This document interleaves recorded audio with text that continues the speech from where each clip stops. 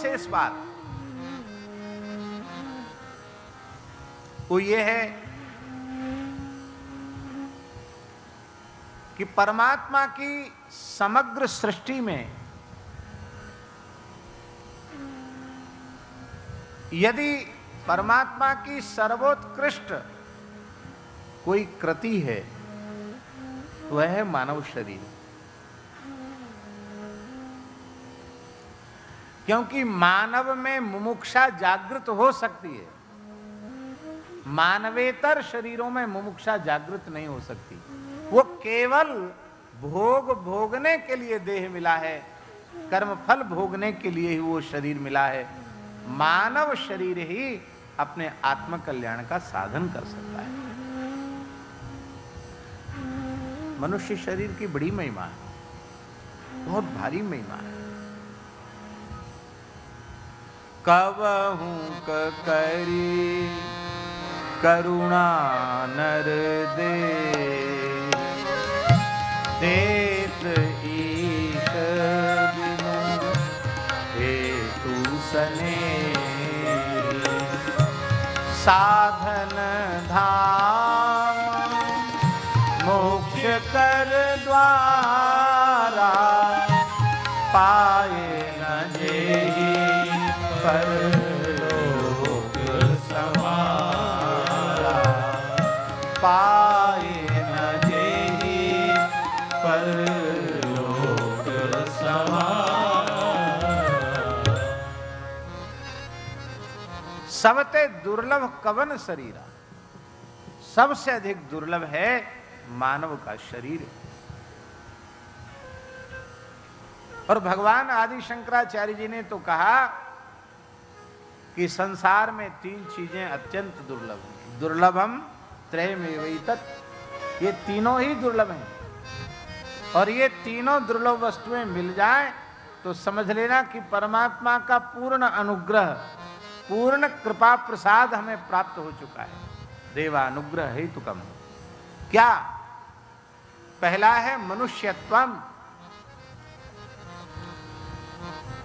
मानव जैसी आकृति तो अनेक लोगों की होती है, पर मानव की जैसी प्रकृति होनी चाहिए वैसी प्रकृति सबकी नहीं होती। इसलिए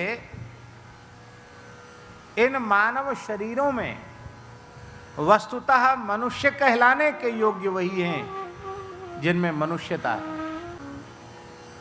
मनुष्य के रूप में दिखाई पड़ने पर भी सब मनुष्य नहीं होते।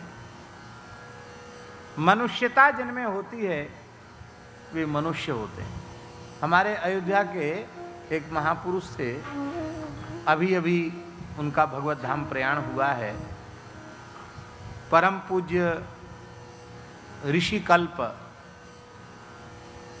ब्रह्मचारी श्री विंध्येश्वरी प्रसाद जी शुक्ल, जो भारतवर्ष के वेदों के सर्वोपरि विद्वान थे, श्रौत विषय के सर्वोपरि विद्वान और एक महान ऋषि ही थे।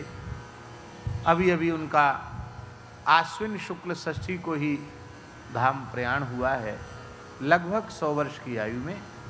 और दक्षिण में भी आहताग्नि ब्राह्मण इष्टियाँ करते थे, तो उनकी उपस्थिति के बिना वे अपनी इष्टियों को संपादित नहीं करते थे। ऐसे महान ऋषि कल्प ब्रह्मचारी जी या तो वो अवधी भाषा बोलते थे या संस्कृत बोलते थे। अवधी इसलिए कि वो धाम की भाषा है, अयोध्या जी की भाषा इसलिए बोलते थे, और नहीं तो वो संस्कृत ही प्रायः बोलते थे। तो वो ब्रह्मचारी जी महाराज कहते थे, जो मनु के विचारों को माने, मनु के सिद्धांतों को माने और मनु की भाषा बोले, ये मनोह भाषाम वदंती, जो मनु की भाषा बोलते हैं और जो मनोह सिद्धांतम जीवंती, जो मनु के सिद्धांतों को जीते हैं, ते एव मनुष्या, वे ही मनुष्य कहलाने के अधिकारी। तो मनुष्य के आकार में दिखने पर भी सब मनुष्य नहीं होते।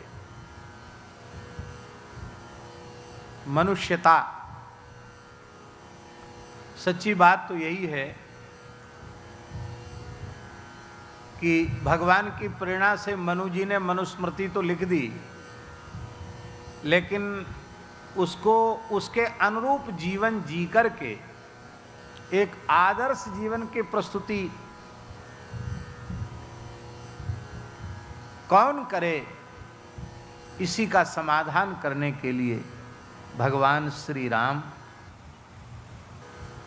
अवतरित हुए और मनु जी ने जो लिखा था उसको राम जी ने अपने चरित्र के माध्यम से चरितार्थ करके दिखाया। इसीलिए ये सभी राष्ट्र के महान संतों का ये विचार है, सभी मतपंथ के आचार्यों का ये विचार है, सभी वैदिक सनातन धर्मावलंबियों की ये मान्यता है कि भगवान श्री राम के पवित्र चरित्र का अनुसंधान किए बिना, चिंतन किए बिना मनुष्य का आकार तो बना रहेगा किंतु जीवन में मनुष्यता नहीं आवेगी। मनुष्यता तो राम जी के चरित्र का चिंतन करने से ही प्राप्त होती है। मनुष्यत्व अत्यंत दुर्लभ है। मनुष्य होने पर भी सब मुमुक्षु नहीं होते। कर्म मार्ग में जिनकी अत्यधिक श्रद्धा होती है वे लौकिक भोगों की प्राप्ति और इस देह के नाश के अनंतर स्वर्गादि लोकों में सुख की प्राप्ति, बस यही उनके जीवन का परम प्रयोजन है। सकाम कर्मकांड के मार्ग पर चलने वाले, धूम्र मार्ग पर चलने वाले महानुभाव तो उनमें मुमुक्षा नहीं है। धरती के भोग और मरने के बाद स्वर्ग के भोग, यही उनके जीवन का प्रयोजन है। तो मनुष्यता तो है क्योंकि धर्मनिष्ठ जीवन है, पर मुमुक्षा उनमें नहीं है। मुमुक्षा क्यों नहीं है, संसार चक्र से छूटने की इच्छा क्यों नहीं है? बोले इसलिए नहीं है क्योंकि उन्हें महापुरुष का चरणाश्रय प्राप्त नहीं है। हमको तो ऐसा लगता है ये तीन बातें शंकराचार्य जी ने की, उनमें अंतिम बात ही मुख्य है। महापुरुष का आश्रय हो जाए तो मनुष्यत्व भी आ जाएगा, महापुरुष का आश्रय हो जाए तो मोक्षा भी आ जाएगी, सब कुछ हो जाता है। महापुरुष संश्रया। माई मेरे श्याम